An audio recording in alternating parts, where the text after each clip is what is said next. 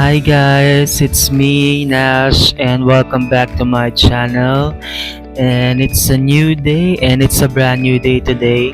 Today nga pala is June 10, 2026 and I'm just chilling here sa Coffee Bean. Yan, nag-order tayo ng mocha frap for today's video. And today's episode nga pala is a continuation of my ETIA process story. So this is part 3. And for the part 3, nag-end nga pala tayo sa panel deliberation. Yes, after ng panel deliberation is the business plan. Oh no, panel deliberation. Mali. Sorry guys. The last part ended on the enhancement class or the EC. That is the next step for the panel deliberation. So for the next step, after matapos ng klase, mga assignments mo, the next step would be the business plan. So business plan for the business administration course and research paper yata sa ibang kurso for political science or Bachelor of Arts yata yun sa kanila, more on research paper. And sa amin naman, since business ang aming course, we are assigned to do the business plan. And yun yung i-represent namin as our thesis para sa aming final grades. And yun. Basically, for the business plan, it is composed of 5 people.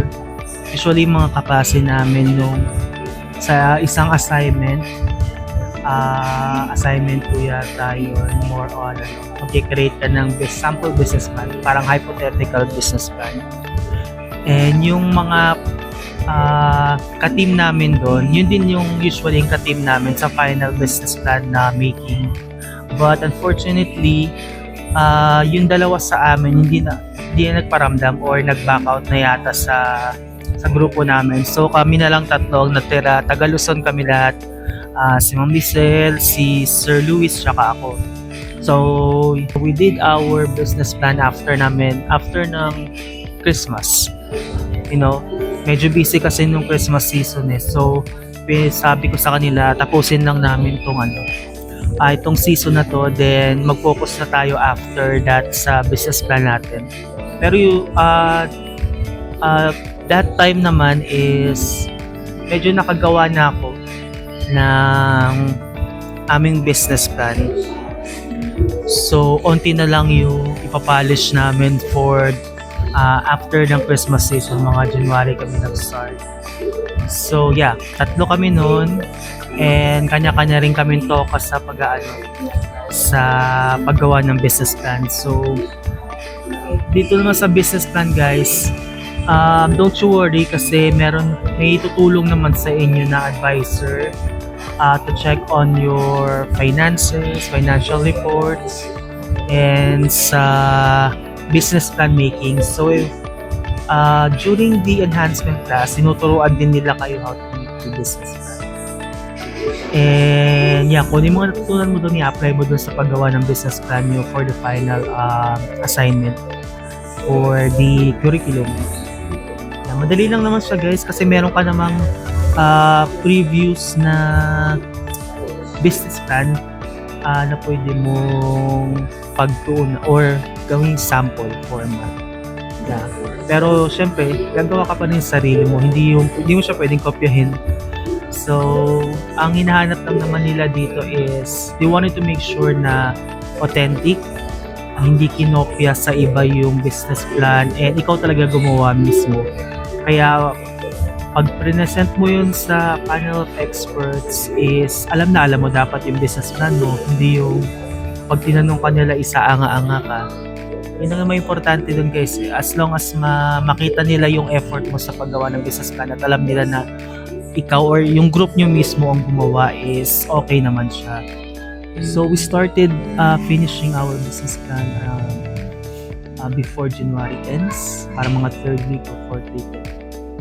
Parang parang nagpa-check na rin kami dun sa advisor namin ng mga financial reports. And ang napili nga pala naming business plan is yung sa assignment din namin, yung ginawa namin during the enhancement class, which is the massage spa. Napili namin yon kasi pagod na kami. Joke lang. Pagod na kami sa buhay and gusto namin magpa-relax, diba? Sino ba naman di gusto? Pinagtulungan namin siya nila Ma'am Lizelle, Sir Luis. And luckily naman, natapos naman siya and napacheck naman namin siya sa advisor namin and nag-okay naman siya. So, dun nga pala guys, for the business plan, you have to have it checked by your advisor before kayo magpa-schedule ng date for your presentation or for your final business plan defense. And kami noon, nagpa-check kami once. Medyo busy na kasi during January time. Kasi nga marami ng mga estudyante na nagpapacheck ng kanya-kanyang mga business plans sa advisor for the financial reports and etc. So, kami naman, luckily naman, after namin mag-send ng business plan proposal, sample namin sa advisor namin is 1 week is, ayun, nag-send naman siya sa amin ng mga corrections at kung ano dapat na gawin dito, ganito sa part na to. Medyo marami kasi yung yung business plan namin. And marami siyang parts. May chapter 1, may chapter 2, may ganito. And basically, ano lang siya. Yung ginawa namin business plan is more on yung pinaka-summary ng business plan namin siya. Hindi pa siya totally yung yung ipapa-hard copy mo or ipapa-hard mode. So yun, na-receive namin yung updates namin for corrections and revisions mga last week yata ng January din. Yeah, after namin magawa yung mga correction revisions, then sinadmit na namin siya sa ATF office for the schedule of our defense. So, yung defense namin nangyari siya at February 10. So, that was on Tuesday. Buti na lang Tuesday at least. Yung time na yun, nag-file na lang ako ng leave para medyo focus ako sa defense namin kasi nga, alam mo na, finals na yun. So yeah, we present our business plan defense sa mga panel of expert. Nandun yung dean namin, Sir Oliver, and then si Ma'am Fel Salabis, yung dean ng business department. And yun, nakalimutan ko yung pangalan yung dalawang panel of experts. Sir Edgar yata yun correct me if I'm wrong na lang. Yeah, pero ayun. Inabot kami yung actually during that date, kami yung final group na magdi-defense ng aming business plan. And yeah, sobrang kabe namin nun kasi paguli. Sabi ko nga, may mga ilang grupo yata na tinatawagan ni Ma'am Janet nyo na hindi pa yata ready. So, tinanong kami ni Ma'am Janet yun na if you're ready na, pwede namin kayong next na sa group. After this group na nagde-defense ngayon, sabi mo, sa akin okay lang naman para matapos. Sabi ko para matapos na. Pero yung dalawang kagrupo ko, si Ma'am Lisa at Sir Luis, sabi, huwag na i-finance na lang natin para medyo pagod na rin sila sa pag-validate or pagtatanong sa mga ibang grupo. Yun, so our group defense was scheduled around 10:30. Yeah. Ang pagkakatanda ko nun is parang 30 minutes yata per group, 30 to 45 minutes yung per group ang allot time for the defense. And yeah, buti na lang during the defense guys, medyo kinakabahan ako kasi ako yung unang magsasalita, but Thank God naman na iraos naman siya. And yun, medyo onti lang naman yung tanong sa amin. Usually, ang tinanong lang yata or ang comment lang yata sa business plan namin yun is the name of the business. Ang inano kasi namin business name is the school name. Yon, which is hindi dapat pala. And kami naman, kaya tinanong niya kami bakit yung ganun, yung name ng school, pinagsama mo doon sa business na name. Sabi ko, we wanted to lang naman, pay tribute for the opportunity na binigay sa amin ng eskwelahan na attend this program. And yeah, yun naman. Pero yeah, naintindihan naman nila yun kasi may iba rin naman yata mga grupo na gano'n ang ginawa. But sabi niya, the name itself without the school name is okay na daw. Ang comment niya lang dun is mas okay na yung unique yung pangalan para pag nag-register daw sa DTI as their business plan is hindi magkaroon ng problema na may kaparehong name, ganto ganon. Sabi ko, oo nga no, it makes sense. But yeah, isa yun sa mga revisions. And tinanong niya rin yung location ng business namin. Since taga Luzon kami and ako taga Cavite, si ma'am taga Taguig, Sir Luis taga QC. Ang ginawa ko na lang na business plan address or business address namin is sa Cavite, sa may tapat ng SM Dasmariñas. So, di ba? Puntahan ng tao. Kaya medyo nagustuhan naman nila yun kasi daanan ng tao, it causes traffic, and yeah, maraming tao doon. And that is very good for the business. And yeah, parang mga tatlong tanong lang yata yun. Nalimutan ko ng isang tanong ni Sir. About yata sa mga manpower. But yeah, nasama naman namin yun sa revision namin after the defense.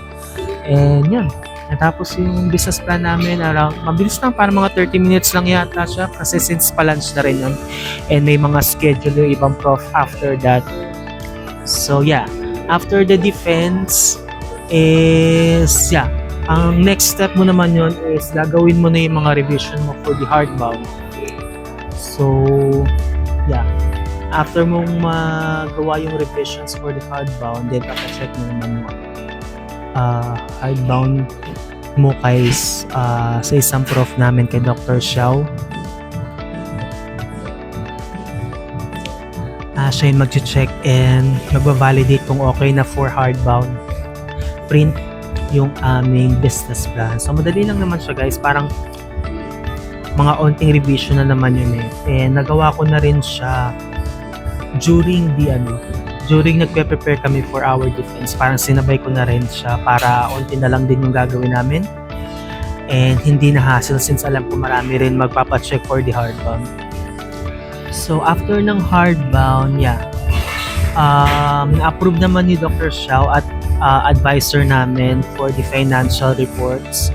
Then yun, napa-hardbound copy na namin siya and waiting na lang for release.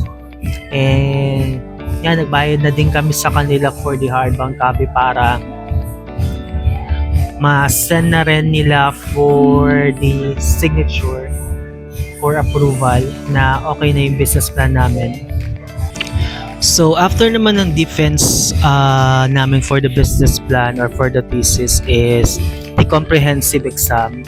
So, ito na yung exam na pinagsama-sama for all the subjects that we have taken during the enhancement class. And, yeah, medyo masakit din siya sa ulo kasi marami kaming i-review and marami rin yung mga subjects na tinake namin. Hindi namin alam kung saan ano yung mga papasok doon, but luckily naman nairaos naman siya ng maayos. And yeah, hindi ko pa alam yung score namin pero feeling ko okay naman. For those nga pala na taga CDO nyo, Cagayan de Oro City, malapit lang sa school sila, nag face to face exam sila sa school. nung weekend. And kami naman yung batch namin na malalayo is we take the comprehensive exam online with Ma'am Janet. So siya yung naka-supervise sa amin during the comprehensive exam for online takers, mga malalayo. And yeah, that was after Sabado yun. Parang umaga yung face-to-face. Then kami naman yung sa second half ng day, mga after lunch, then kami na. Medyo mahaba din yung mahaba din yung exam. Inabot din kami ng mga 3 to 4 hours. Kasi yung iba nagkakaproblema sa sa online, your connection nila. So yun, medyo natagalan kami doon kasi magtatanong siya ng question, then kasagutan namin. Yeah.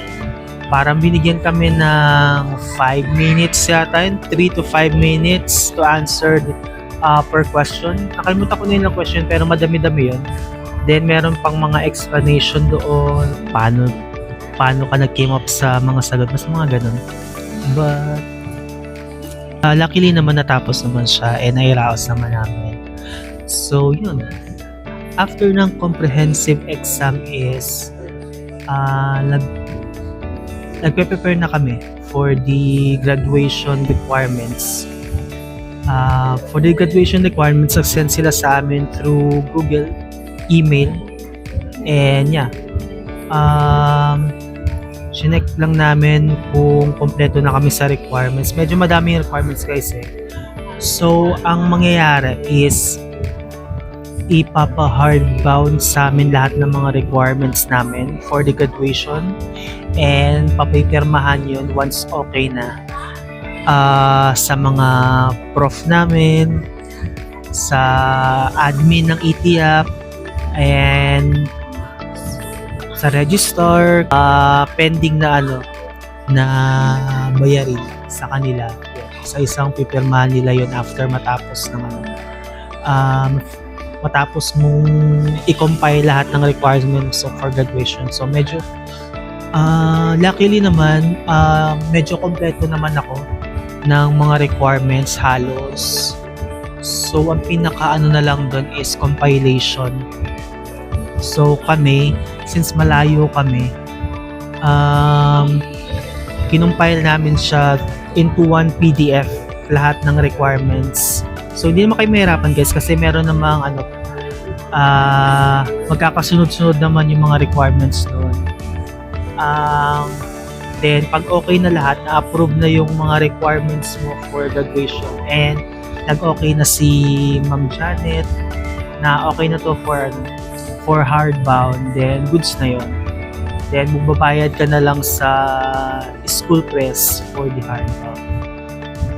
Waiting na lang kami ng mga list for qualified for graduation for the school year of 2025 to 2026. And yes, kasama po ako din sa singing ng graduation and thank you God for the journey. Hindi siya madaling journey guys. Marami kang iniisip, marami kang kailangan pagsabayin, and ang pinaka ko lang talaga may papayo ko lang sa inyo is to balance your time management, since ETIAP is a program for those who are working with 5 years experience sa trabaho na related sa course na tinitake nila. So most of us are working while studying, while doing all the compilation, fulfilling all the requirements. And yeah, hindi siya madali guys. Akala nila binibili lang namin yung diploma, pero hindi guys. Sobrang may qualification siya. Marami kang kailangang i-fulfill na requirements. Kailangan kang mga i-take na subjects, attendan ng mga seminars and webinars, and marami kang dapat time para asikasuhin lahat ng mga requirements para makagraduate ka sa program. And yeah, sa mga nagbabalak na applicants na gustong i-avail yung program, i-grab nyo na yung opportunity guys, kasi marami na ring graduates na nag-take ng program na ito, and most of them are now successful on their fields, and it boosted their confidence na to climb to the corporate ladder, and some of them ventured into business as well, and some of them also use that program to go to masteral and doctorate degree, and others are also wanted to fulfill their dreams na makapagtapos sa college and makakuha ng diploma. So pare-pareho kami ng goal guys, makagraduate sa college, magamit yung credentials to be promoted, and to gain more or for upskilling. Ang masasabi ko lang, gawin mo na ngayon. Mag-check ka ng mga ETF groups sa Facebook. Marami ka matututunan doon. Kung desidido ka na mag-check ka ng mga do your own research kumbaga, kung ano yung mas pabor sa'yo na eskwelahan, kung anong program yung gusto mo. If okay ka naman sa mga requirements, then push mo guys. Huwag ka matakot na i-pursue. Lalo na pangarap mo rin yung nakasalalay dito. Now, I'm just so happy na dati dinadoubt ko yung sarili ko na parang wala akong pupuntahan, na parang ganito na lang yung buhay ko, na naiingit ako sa iba na nakagraduate na, nakapag-college, and now working professional, especially nung sa batch namin nung high school. Nagpapasalamat lang ako sa ganitong opportunity na binigay ng gobyerno, ng CHED, na mabigyan kami yung mga hindi nakapagtapos or nagkaroon ng financial problem, hindi nakapag-college or hindi nakapagtapos, na mabigyan ng opportunity to make our dreams come true, na makagraduate, makaakyat sa stage, and makuha yung diploma na inaasam namin. Kasi huwag kayong matakot, kasi yung mga mababait naman yung mga ETF staff and mga professors, sila-guide nila kayo kung paano gagawin at ganito. Hindi naman sila yung tipo na iiwan ka sa ere.